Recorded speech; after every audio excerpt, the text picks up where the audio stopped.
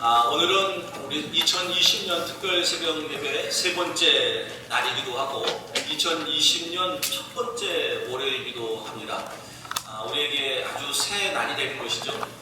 먼저 오늘 한 날 주 안에서 승리하십시오. 하나님께서 승리케 해주실 줄로 믿습니다. 오늘 한 날 승리하는 것이 중요합니다. 오늘 한 날 승리해야 2020년 1년 전체를 감당할 수 있는 하나님의 자신감을 얻을 수 있기 때문입니다. 한 날 한 날을 소중히 여기시고 오늘도 주 안에서 은혜에 힘입어 승리하시기를 주님의 이름으로 축원합니다. 오늘도 여러분들에게 스트레스는 주어지게 될 것입니다. 그러나 이제는 크게 문제가 되지 않습니다. 왜냐하면 스트레스 받을 때마다 스트레스 받네가 아니라 스트레스 받네 이러면 되니까요. 저도 솔직하게 고백을 드리면 2019년까지 이 특별 새벽 예배 할 때 스트레스 받네 그랬어요. 근데 올해는 제가 스트레스 받네. 그러니까 설교 준비가 더 잘 돼요. 더 빨리 끝나고 더 짧고 엄청나게 은혜를 받으시고 짧으니까 다른 데 필요 없어요. 아멘까지 해주시고 이 전문가들이 이 생각 바꾸는 것이 굉장히 어렵다고 합니다. 우리는 이 1910년대부터 만들어지기 시작한 의식이거든요. 스트레스는 나쁘다. 이거를 온 세계에 퍼뜨린 사람이 있는데 제가 그 의사는 얘기하지 않겠어요. 근데 이 스트레스는 나쁘다. 이 의식이 전 세계에 퍼져서 벌써 한 100년 된 거예요. 이거 고치는데 시간 오래 걸린다는 거예요. 나도 모르게 스트레스 받네 하면서 힘들으니까 그 힘든 걸 가지고 해소를 해야 되잖아요.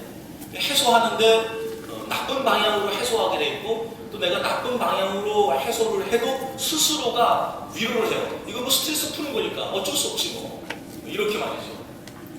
그러면서 역적으로는 더 큰 스트레스를 피할 수 없게 되는 것입니다.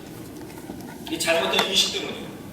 짧은 이 특별 새벽 예배 기간 동안에 이 스트레스라고 하는 것은 나쁜 것이 아니다. 하나님께서 내게 살아낼 수 있는 영적인 힘을 주시는 것이다. 여러분 이렇게 받아들이신다면 그게 사실입니다. 자, 오늘도 그 내용을 좀 다시 한번 제가 강조를 드리도록 하겠습니다. 스트레스를 받으면 몸에서 두 가지 호르몬이 발생을 하게 됩니다. 코르티솔이라고 하는 호르몬과 여러분이 잘 아는 아드레날린, 이 호르몬이 몸에서 이제 형성이 돼요. 외부에서 혹은 내적으로 스트레스를 받으면 말이죠. 이 코르티솔 호르몬 같은 경우는 의사들이 어느 정도로 이렇게 사용하는지는 제가 잘 모르겠어요. 어떤 제가 연구한 결과에는 이 코르티솔 같은 호르몬은 의사들이 일부러 환자에게 일정한 양을 투입을 시켜서 스트레스를 받게 하는 겁니다. 그래서 그 에너지 가지고 내적인 병균과 싸워서 이기게 하는 그런 도구로도 쓰이고 있는 호르몬이 코르티솔이라고 하는 호르몬이에요. 그러니까 이 스트레스가 없으면 병도 못 이겨요. 그래서 이 코르티솔이라고 하는 이 호르몬을 투입을 시켜서 그것을 통해서 병과 싸울 수 있는 힘을 외적으로 또 내적으로 나타내게 하는 처방이 사용이 되고 있다고 하는 겁니다. 내 몸에서 스트레스 받을 때 코르티솔이 나타난다는 게 좋은 겁니다. 그게 있어야 내적인 어떤 이 병균이나 세균이나 혹은 이 감정적인 상처들을 이겨낼 수 있는 힘이 된다고 하는 거죠. 아드레날린이라고 하는 호르몬은 여러분 많이 들어보셨죠? 영화에서도 많이 사용합니다. 어떤 주인공이 이제 외부로부터 상처를 받게 됩니다. 외부로부터 자극을 받게 돼요. 그러면 아드레날린이 막 분비가 됩니다.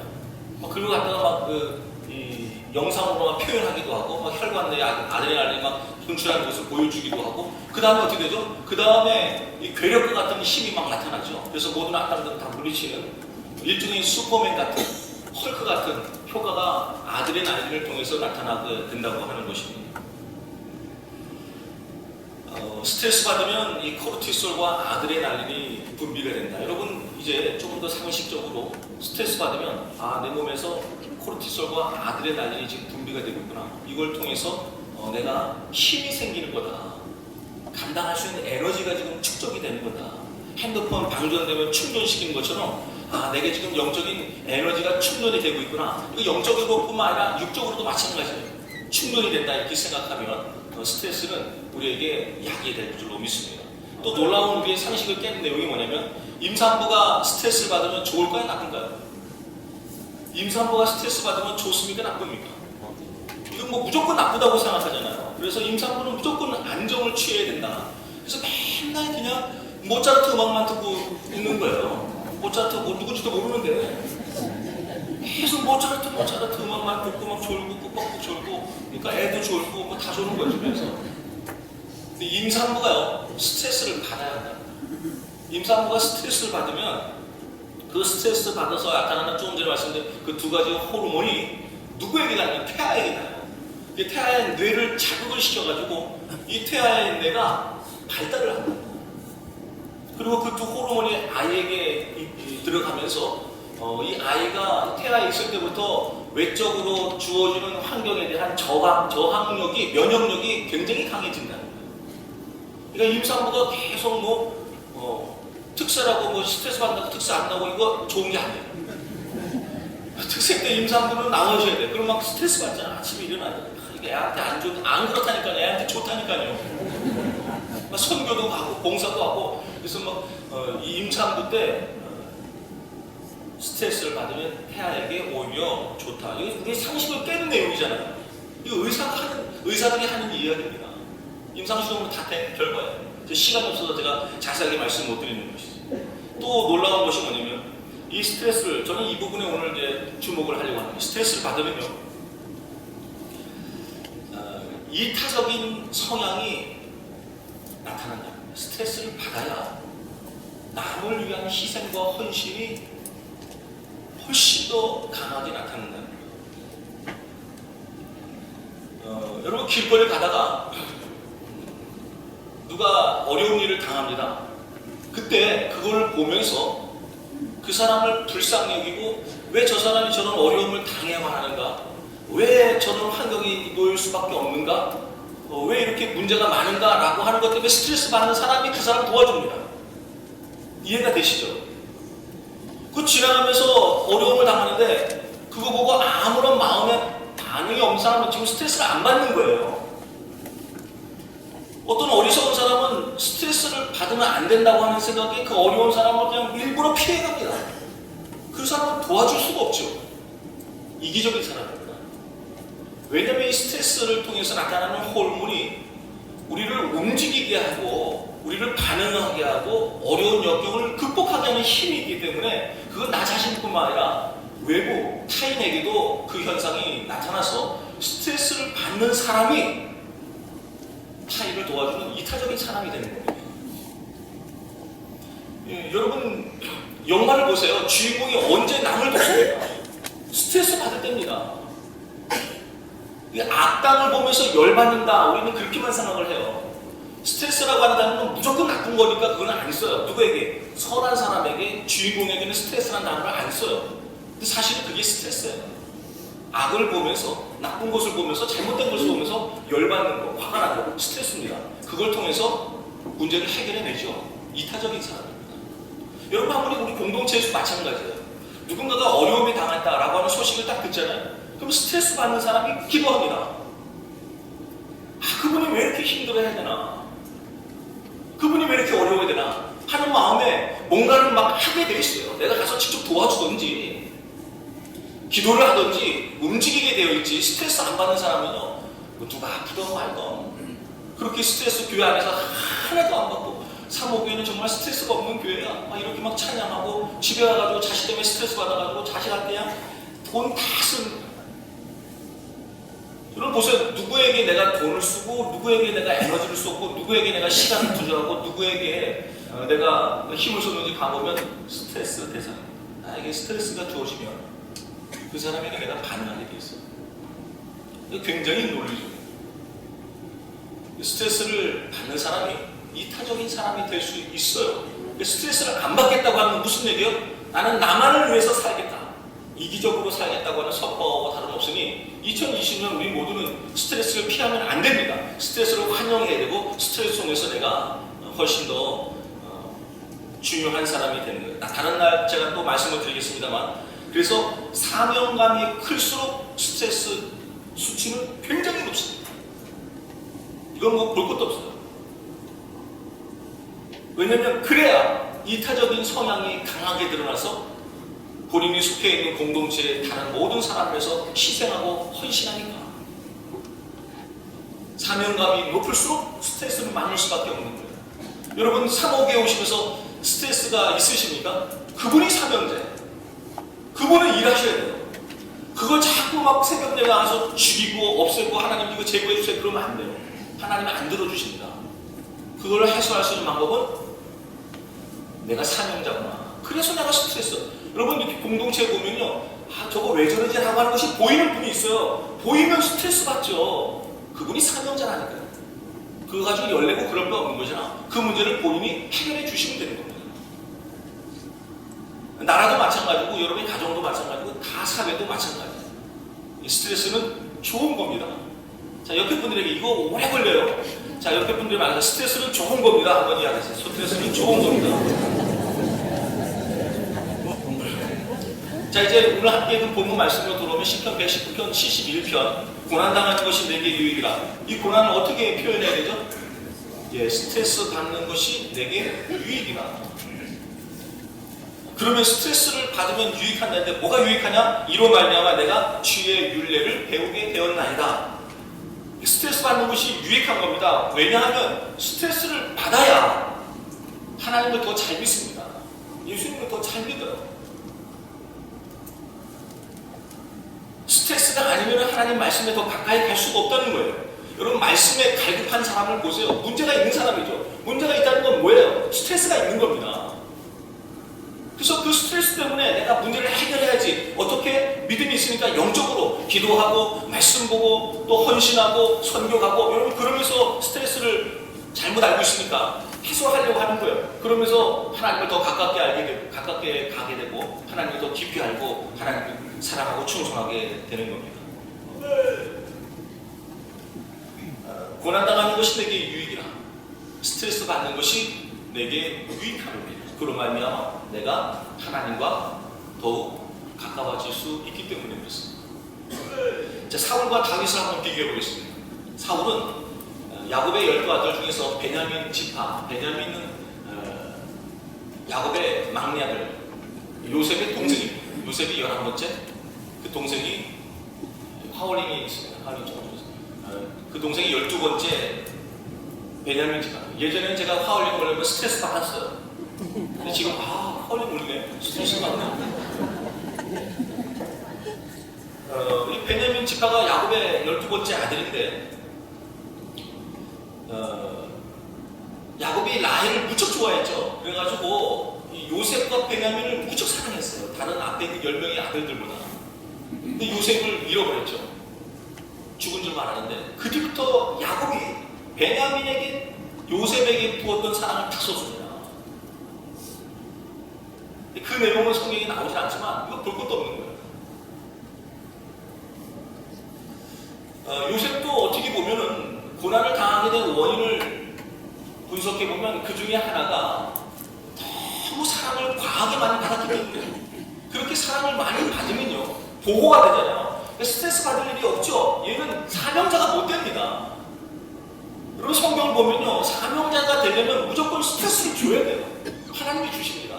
그래서 요셉에게 스트레스 주려고 고난을 시작 13년에 스트레스 받습니다. 반면에 이 베냐민은 형의 목까지 사랑을 다 받아요. 그래서 이 베냐민은 얼마나 그냥 귀하게 자랐는지 몰라요. 스트레스 하나도 모르고.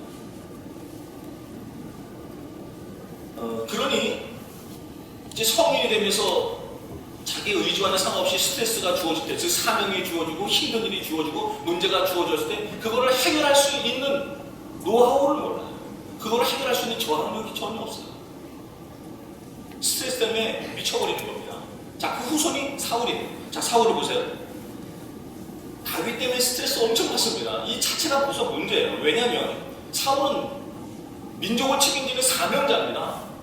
아니, 그 민족을 책임져야 할 사명자가 세상에 한 인간 때문에 스트레스를 받는다는 것 자체가 문제가 있는 거죠. 너무 스케일이 작아요. 전혀 관심을 갖지 않고 오직 다윗만 바라보면서 스트레스 받고 그거 해소하려고 맨날 그냥 모차르트 음악이나 듣고 그리고 그냥 나중에는 결국은 이거를 해소를 못해서 미쳐버리죠. 무당 찾아갑니다. 완전히 돌아간 거예요. 반면에 이 다윗은 유다 지파의 후손입니다. 유다는 뭐냐면 야곱의 세 번째 아들이에요. 세 번째 아들이지만 실질적인 장자입니다. 왜냐하면 영적인 장자예요. 모든 이스라엘의 전쟁이 터지면 누가 선봉해서 유다 지파가 선봉해 줍니다. 아무도 안 나갔다 할 때 다 스트레스 받는 거예요. 그래서 어떤 지파는 막 베냐민 지파 같은 사람은요 전쟁이 나도 막 모른 척합니다. 아주 그냥 비열해요. 근데 유다는 전쟁만 터졌다면 우리가 나간다. 유다 지파 남자들이 항상 선봉에 서가지고 전체 나머지 11지파를 다 끌고 다닙니다.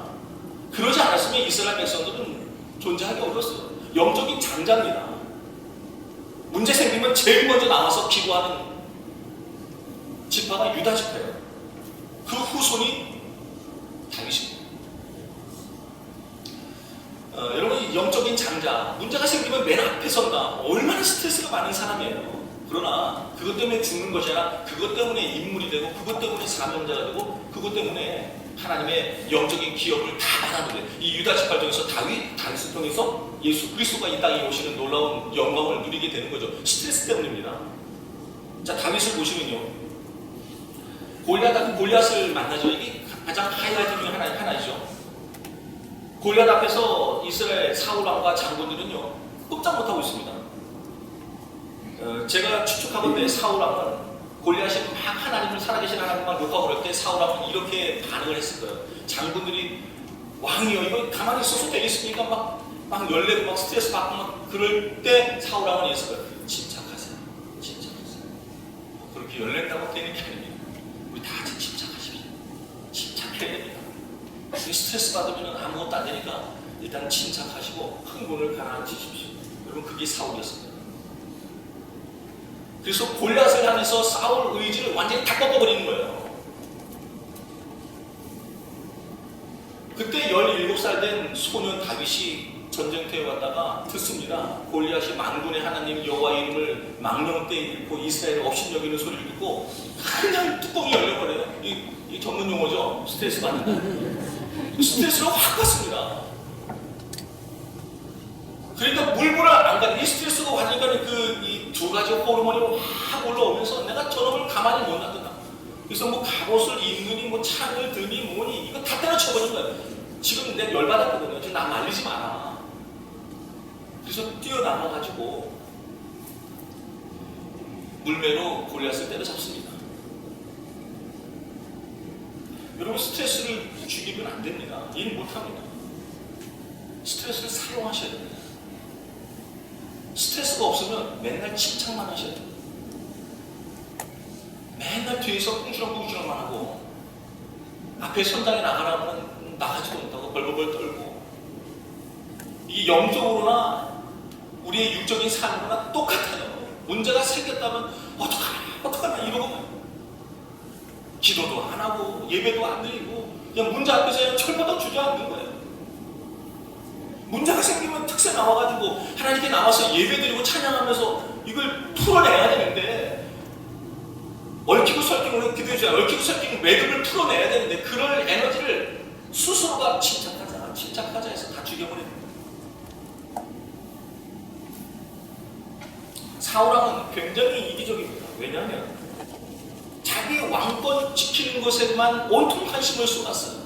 누구에게만 스트레스 받았죠? 다윗에게만 스트레스 받았죠. 다른 것에 그러니까 다윗만 나타나면 막 움직이는 거예요. 막 화력이 솟습니다. 야야야 막 이러면서 다윗을 죽이기 위해서 밥을 먹고 힘을 내요. 근데 막 소식이 들려오죠. 나라가 엉망진창이잖아요. 막 여기저기서 블레셋 아말렉 막 변방에 있는 민족들이 막 힘들고 어렵다고 소식 들으면 신경도 안 써요. 스트레스를 안 받아요. 그러니 나란 일을 할 수 있겠습니까? 백성이 아프다는데 백성이 힘들다는데 그러면 스트레스를 받아야죠. 그 열나야지. 그 본인이 뭐 옷을 찢던 가슴을 찢던 머리를 깎던 뭔가 해야 될 텐데 괜찮다는 거예요. 다 괜찮다. 내가 신경 쓰고 오직 하나. 다윗만 내가 신경 써가지고 내 왕권만 잘 지킬 수 있으면 아무 문제 없어요. 이게 무슨 말이에요? 철저하게 이기적입니다. 반면에 다윗을 보세요. 도망다니죠. 도망다니는 그 신세가 됐을 때 블레셋에 의해서 그일레라고 하는 지역의 사람들이 그냥 다 막 깡패들에 의해서 모략당하고 힘들다고 하는 소식을 들어요. 그러니까 스트레스가 확 올라갑니다. 그래서 우리가 가서 도와주자 하니까 부하들이 400명이에요. 부하들이 아니 다들 미쳤냐? 우리가 지금 우리 코가 속자가 지금 사월 피해 다니는데 힘들어 죽겠는데 어디 가서 누굴 돕냐? 하면서 다 말리지만 가면서 뭔 소리야? 너 오지 마 하면서 가니까 다 따라와요. 그래서 블레셋 물리치고 그일레를 도와줍니다. 이타적인 사람이 된다는 거예요. 스트레스가 없으면 철저하게 이기적인 사람입니다. 오늘 저와 여러분에게 스트레스 주는 이유는 하나님이 사명자로 세우는 거예요. 하나님이 나로 하여금 남을 이롭게 하기 위해 나를 사용하셔서 하나님 나라를 세우고 나를 통하여서 하나님께서 살아계심을 보여주시기 위하여 내게 부담감을 주시는 거예요. 내게 스트레스를 주시는 거예요. 이거 나쁜 거 아닙니다. 이거 해소하려고 침착하자 안 됩니다. 그걸 가지고 하나님께서 내게 보여주신 문제 덩어리 속에 들어가서 문제를 내가 한번 해결해보는 틀림없이 지혜와 능력을 주실 것입니다. 제가 계속해서 단어들을 다 스트레스로 이렇게 바꿔가지고 말씀을 드리니까 여러분 좀 이상하게 여길 수도 있는데 여러분 고난 스트레스입니다. 오늘 본문 다시 한번 보십시오. 다시 한번 읽어볼까요? 시작. 고난당하는 것이 스트레스 받는 것이 내게 유익함입니다. 그를 통해서 하나님의 뜻을 분별하고 하나님의 나라를 세우고 하나님께서 내게 맡겨진 사명을 감당하는 놀라운 은혜가 나타나게 될 줄로 믿습니다.